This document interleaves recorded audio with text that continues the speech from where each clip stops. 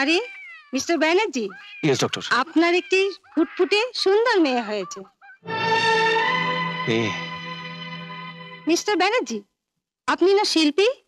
মেয়ে হয়েছে শুনে আপনার মনটা এত খারাপ হয়ে গেল কেন? আমরা কি পুরুষের থেকে কোনো অংশে কম আছি?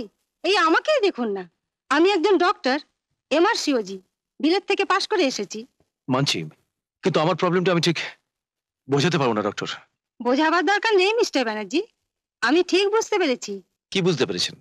আপনারা জীবনের গান গান, অথচ জীবনকে স্বীকার করতে পারেন না। জানেন, মেয়ে হয়েছে শুনে আপনার স্ত্রী খুব কান্নাকাটি করছিলেন। I am sorry doctor.